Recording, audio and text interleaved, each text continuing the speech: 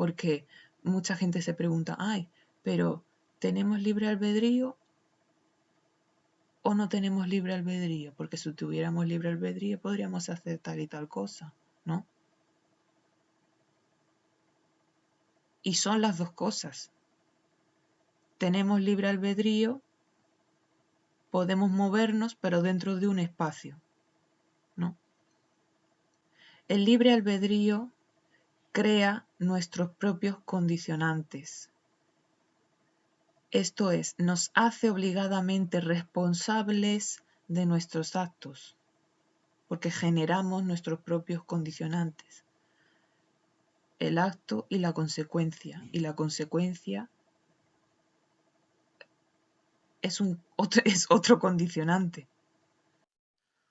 Otra cosa es pensar que cuando tú haces lo malo y haces lo malo y haces lo malo y haces lo malo y nunca te pasa nada, pensar que está bien porque te sales con la tuya, ¿no? Por ejemplo. Pensar que eso está bien porque mientras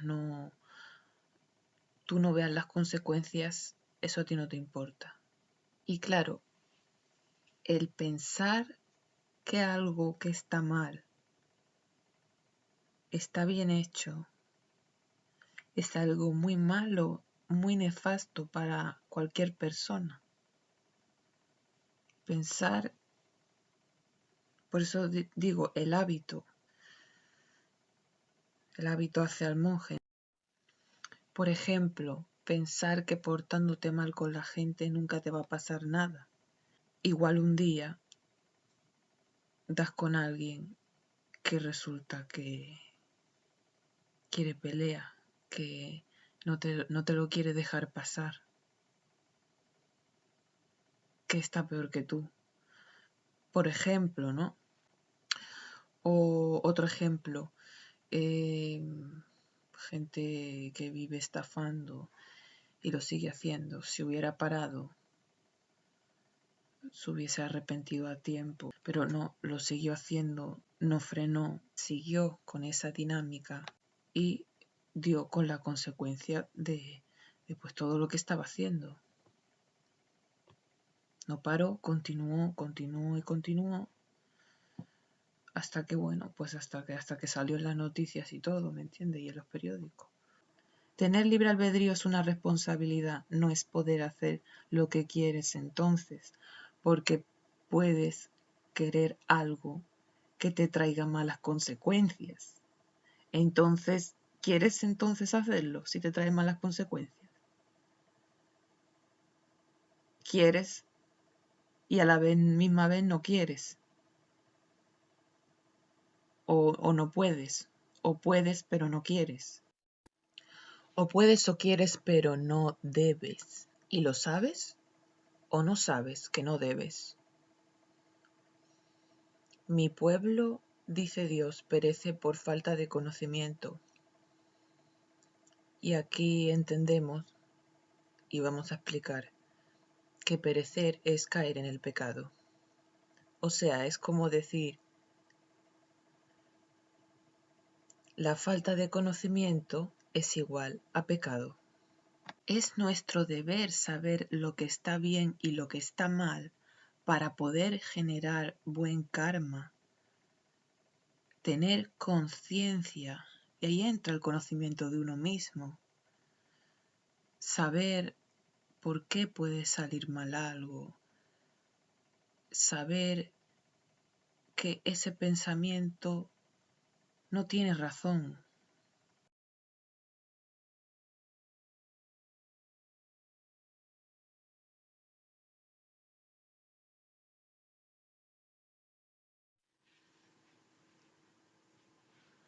Bueno, pues vamos allá.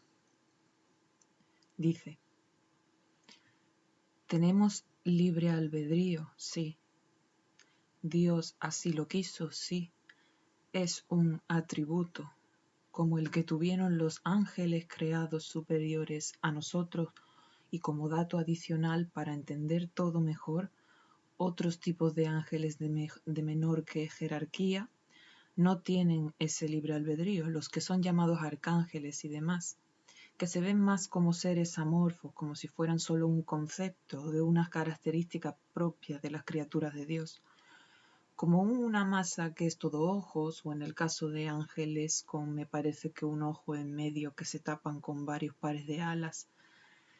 Yo, después de haber visto dos ángeles, una en una composición de luz y masa de agua condensada perfecta, o sea, nubes, y otra con los ojos cerrados, me creo todo eso y además es que encaja con todo lo que he leído y he ido contrastando. Si no estoy segura, segurísima, no hablo de eso. Entonces, si tenemos libre albedrío, ¿por qué no podemos hacer muchas cosas? ¿Por qué nacemos condicionados por todo tipo de circunstancia? ¿Por qué está el mundo como está? Precisamente por ese libre albedrío, en parte. Ahora vamos a desglosar. Por eso en las Escrituras se nos exhorta constantemente a mantener una conexión con Dios, porque realmente necesitamos estar unidos a Él. Somos como bebés gateando por barrancos. Eso fue un sueño que tuve donde me hablaba una mujer de parte de Dios, que me decía que el mundo está lleno de gente así, que son bebés, y yo incluida, que son bebés gateando por barrancos y necesitan estar atados a su padre, porque a cada rato se tiran para abajo. Entonces errar es inevitable. Es lo que me decía ese sueño, que caemos todos constantemente, y veía a uno, a otro, a otro y a otro y a otro bebé cayendo alrededor del mundo por ese barranco. La mujer me decía, esto pasa todos los días, a todas horas. Dios lo que no hace es violar sus propias leyes, hace milagros para decirnos que nos ama. Por misericordia del que tiene misericordia, pero nunca viola sus propias leyes. Eso el demonio lo sabe muy bien porque también está sujeto a ellas. ¿Cuántas veces quisiera hacerte mucho daño y no puede? Nuestras malas elecciones en combinación con el demonio tentándonos son el paradigma nuestro de cada día. Entonces no es solo el demonio, nosotros también creamos nuestras propias ataduras, nuestros propios condicionantes. Y nosotros antes que el demonio, porque nosotros tenemos la primera y la última palabra. Condicionantes creados a lo largo de la historia y de las generaciones y a nivel personal. El poder del mundo operando a través de nosotros, pues nosotros tenemos parte de ese mundo incrustado en nosotros. El poder del mundo que nos atraviesa y se convierte en el poder de la carne.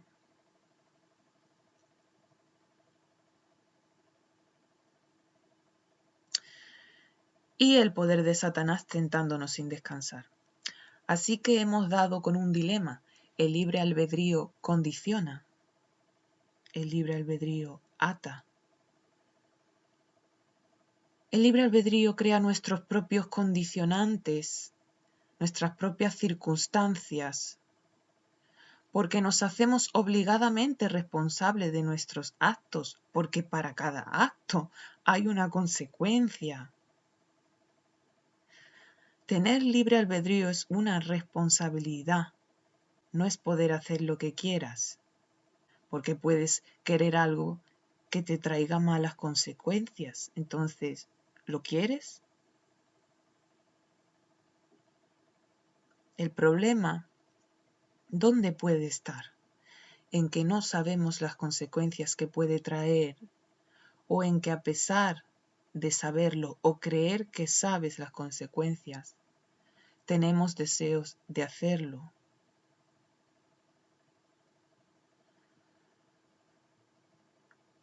Que muchas veces quieres pero no puedes, o puedes pero no quieres, por tantas cosas. Entonces no es libre albedrío al final. Por el tema del pecado en cada generación, a lo largo de las generaciones, en la historia y el poder del mundo, ¿no? Entonces, el libre albedrío, ata o encadena, depende de cómo se utilice.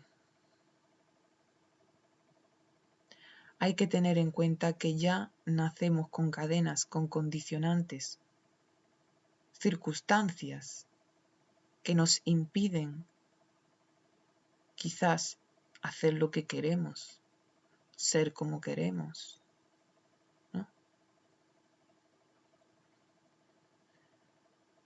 El libre albedrío es un poder de elección, mas no es una carta blanca para hacer todo lo que quieras sin ninguna consecuencia.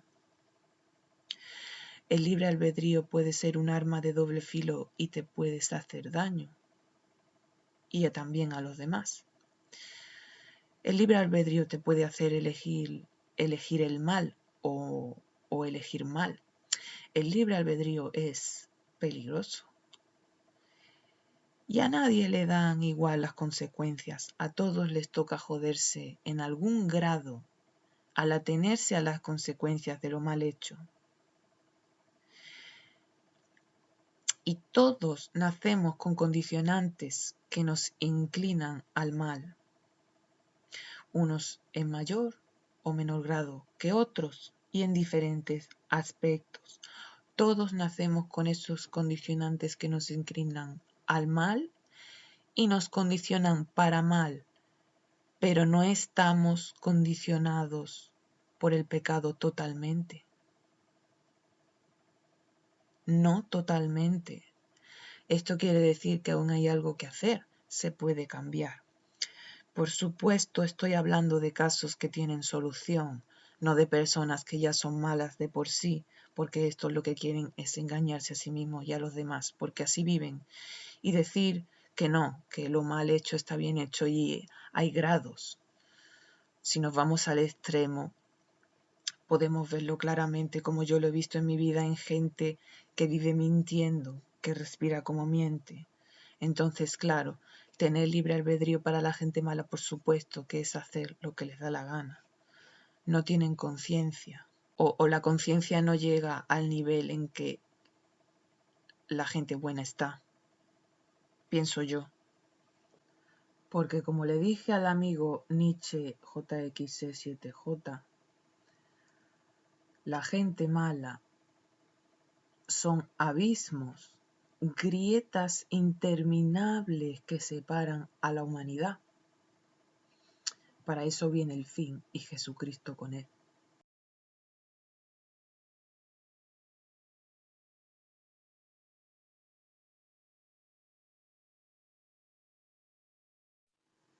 Entonces, estamos claros que tener libre albedrío no es hacer lo que te da la gana, es tener el poder, la potestad, la responsabilidad de tus propios actos, porque tú los eliges. Estarás condicionado, pero en una parte de ti, no totalmente. El tema de por qué existe el mal, ese tema jamás lo voy a poder contestar. Eso sí que no voy a poder contestarlo. Yo solo sé que el mal, porque a mí el demonio se comunicaba conmigo hace muchísimos años, como medio burlándose de mí, ¿no? Y tal, con mensajes en películas, con cosas raras y tal. Y me dijo que él es caos y que siempre existió y siempre va a existir. Y claro, eso de que siempre va a existir sé que es mentira. O esperemos que sea seguro, esa es mentira, porque Dios acaba con el mal, ¿no? Al final. Así que sí, es mentira. ¿Qué quiere decir? Que errar es inevitable. Y además, tiene sentido con lo que voy a decir ahora referente a los justos. Aquí estamos hablando entre justos. Aquí nadie somos santos. ¿Vale? Y el que vaya de santo que se vaya por ahí porque no me lo creo. Que me lo demuestre. No ese ir de creerse así, que son vomitivos. Esos no. Errar es inevitable porque tenemos libre albedrío y somos una raza caída. Entonces el problema no es el libre albedrío. El problema es lo que hacemos con el libre albedrío. Errar es inevitable porque nadie es perfecto. Ya venimos con erratas y practicamos el pecado, lo mal hecho, constantemente. Errar es inevitable porque tenemos libre albedrío y somos una raza caída. En nuestros genes está impresa la práctica del pecado. Entonces, la solución al problema, ¿cuál es? Si es inevitable errar porque muchas veces estamos cegados, como si no viésemos el peligro, porque seguramente estemos cegados por el deseo, pues la única solución es aceptar que nosotros mismos condicionamos, tenemos la primera y la última palabra, condicionamos nuestras vidas, porque inevitablemente es así. Y tenemos que aceptar los condicionantes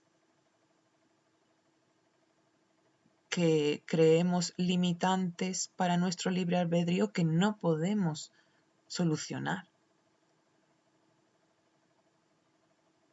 Y eso también es un proceso, porque en la vida nada se va, simplemente, ¿no? Porque ahí queda un hueco. Hay que cambiarlo por otra cosa. Es un trabajo también con uno mismo, mental también, para sustituir todos esos vicios, esa mala costumbre, de lo que sea, de un pensamiento, de algo que te gusta hacer que está mal. Un pensamiento se cambia por otro pensamiento, por ejemplo.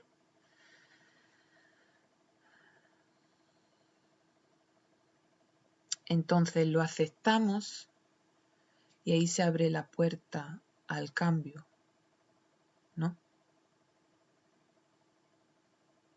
Porque aceptamos que tenemos un problema y aceptamos que tenemos condicionantes que no podemos cambiar, pero sí podemos cambiar lo que yo quiero. ¿Cómo? Cambiando los pensamientos. ¿Cómo? Si tú tienes la intención de mejorar, Dios te va a enseñar cómo lo que ha estado y está para ti es lo mejor. Pero necesitas comprenderlo con amor, no con odio, ira, rabia, resentimiento. Con odio, ira, rabia, resentimiento, no vas a conseguir entender, aceptar. Cuando entiendes, aceptas, la rabia, la ira, el resentimiento ya no están. Ya no están. Cuando tú aceptas, normalmente has pasado un proceso largo en el que la propia vida, que es Dios, te ha convencido de que, por ejemplo, algo que tú deseas realmente no es bueno para ti. Y tú siempre lo sabías porque Dios te lo dijo de alguna manera. Pero has llegado a comprenderlo Y ese es el punto, llegar al conocimiento de eso no es bueno. ¿Por qué? Eso sí es bueno, ¿por qué? El conocimiento del bien y del mal.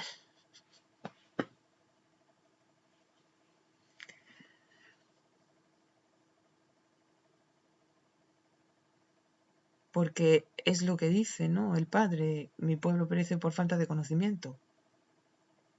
Que perecer no es más que, en su lenguaje simbólico, caer en el pecado.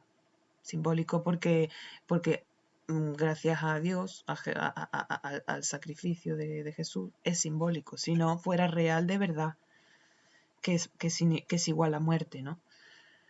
Pero no, es... Por supuesto que se puede referir a la muerte esa también, pero no tiene por qué. La muerte se refiere normalmente con la muerte, muerte como una muerte espiritual. Tampoco es que muerte espiritual suena duro, pero sí, se refiere a morir, de caer, de pecar y caer en una condena, porque se cae en una condena, en una prisión cuando se peca. Depende pues de la potencia de la equivocación, pues tú tienes una condena, unos condicionantes, una atadura u otro. A eso también lo llamamos karma. Es un estado, una condición en la vida que, por ejemplo, vamos a poner el ejemplo, es cuando tú haces algo seguido, haces algo mucho, mucho, mucho, mucho. Practicas algo que está mal mucho, asiduamente, y lo haces y lo vuelves a hacer, y lo vuelves a hacer, y lo vuelves a hacer. Eso te va a traer una consecuencia a todos los niveles. Por ejemplo, si se trata de alcohol, te va a traer consecuencias graves. Y así en todos los niveles. Eso extrapólalo a cualquier situación de la vida. Por ejemplo, ¿qué más? Si tú no crees en ti, eso te va a dar consecuencia a todos los niveles. Y lo vas a ver y lo vas a sufrir. Es esa cruz, es ese karma. Ese es el karma, esa cruz, esa consecuencia, esa prisión, esa condición, porque te condiciona la vida. Cuando hablamos ya de cosas más graves, ¿no? Cosas más graves quiero decir que son habituales, que es un hábito en ti. Entonces sí, de hecho dice un versículo, prefiero que digan aquí huyó que aquí murió, refiriéndose a que huyó del pecado en vez de caer en él. Entonces, aceptar que está mal hecho es abrir la puerta al cambio, porque eso es el arrepentimiento. Estoy diciendo que es inevitable vivir errando, pecando y arrepintiéndose, sí. Es inevitable vivir pecando y arrepintiéndose. De ahí el famoso cliché, solo Dios puede juzgarme. Porque es ahí donde está, es en ese sentido donde tiene sentido la frase, donde realmente es, donde es el concepto que es, el contexto que es. Solo Dios puede juzgar realmente si tú te estás esforzando, si estás si vas por buen camino, ¿no? Porque mucha gente te juzga así, en automático. Y yo que leo lenguaje no verbal porque soy medio mentalista, lo veo. Yo me enfado muchas veces porque veo cosas y es una putada porque me enfado con esa persona y se supone que esa persona, claro, no sabe que yo lo sé porque me he dado cuenta. No sé si me explico. Es una putada porque no me puedo enfadar como quisiera porque se supone que esa persona piensa que yo no sé lo que ella piensa de mí. Porque en teoría es imposible que lo sepa. Y me enfado. Y lo puedo sentir a distancia y me estoy enfadando con esa persona mientras viene. Entonces, es chungo, ¿eh? Es chungo, colega. Y yo que estoy medio loquilla, cuando aceptamos que tenemos... Sí, entonces lo de solo Dios puede juzgarme es eso. Que muchas veces eso, te juzgan así, ligerísimo. Pero sobre todo en ese ámbito religioso, que te miran con una superioridad moral, espiritual y más allá, que te cagas por la pata abajo. Es que una soberbia, sepulcro blanqueado, vaya, ya lo dijo Jesús. Cuando aceptamos que tenemos un problema y que nosotros mismos principalmente somos nuestros enemigos, ahí empieza la guerra espiritual, la violencia contra uno mismo. Esto es todo bíblico. Eso es en esencia el arrepentimiento verdadero. Con aceptar tu errata no quiero decir integrarla en tu vida, sino aceptar que tú mismo te pones ese condicionante que te lleva a una mala consecuencia, esa mala decisión que te lleva a una mala consecuencia. Aceptar que el error es tuyo porque tú puedes cambiarlo si quisieras, pero no quieres, o sea, es difícil, pero se puede. Puedes aceptarlo cuando ya la consecuencia es grave e inevitable. Nunca es tarde para el arrepentimiento, para eso fue el santo sacrificio. O puedes aceptarla antes de que llegues a generarte graves condicionantes para por lo menos sentirte mal, pensar sobre lo mal hecho que está eso, sentir arrepentimiento así poco a poco hasta que un día con fe en Dios consigas librarte de esas cadenas, de ese condicionante.